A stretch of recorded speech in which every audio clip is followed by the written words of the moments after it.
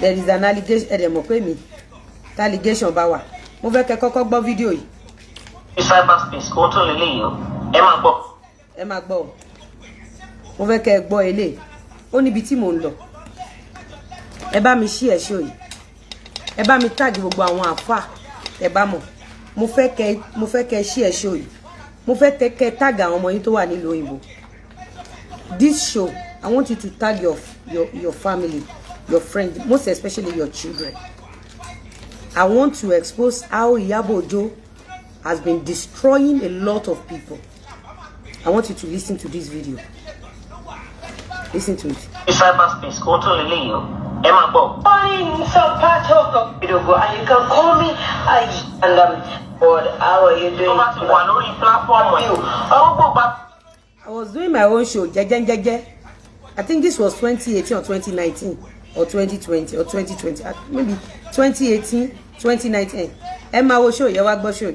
Ẹ máa gbọ́. Ó ṣe show yìí ní on the 30th of January this year. Gbogbo gbà tó ṣe show yìí, ó wà heavily pregnant. Okay. Òkété tó máa kú fọ́tayọ̀ tí yẹ máa mọ̀ sàárè ẹ̀ ó accept wípé mo wà heavily. But kí ni Iyabo Ojo àtẹ́sábọ̀dù sọ fún yín?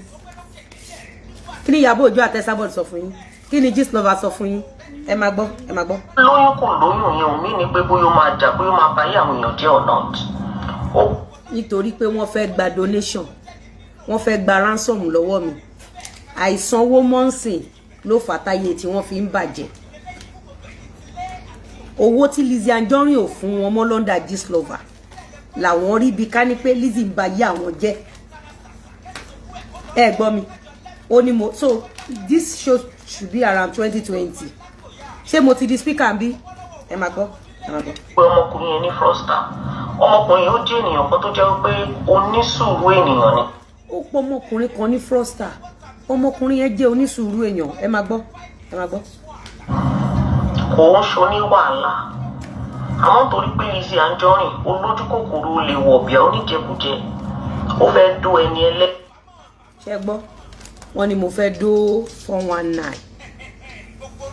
Ẹ má gbàgbé pé bolórí burúkú Dọ̀kásì ọmọ Adéyínká tí ìyá ẹ̀ máa mọ sàárè ẹ̀ bó ṣe parọ́ mọ́ mi pé mo fẹ́ dó afọ́jú tó lórí burúkú Dọ̀kásì tó máa mọ sàárè ọmọ ẹ̀ tó ń padà lọ dó afọ́jú. Ṣé rí ibi tí mò ń lọ ẹ máa wo fídíò yìí. Ẹ má gbàgbé pé ọmọ afẹ́ Iyabo Ojo ń donate sí page Dorcas àsàtìgbà tó ń ṣe show yẹn máa gbọ́ lọ. Lizzy má ti jẹ́ sọ̀rọ̀ ẹ o.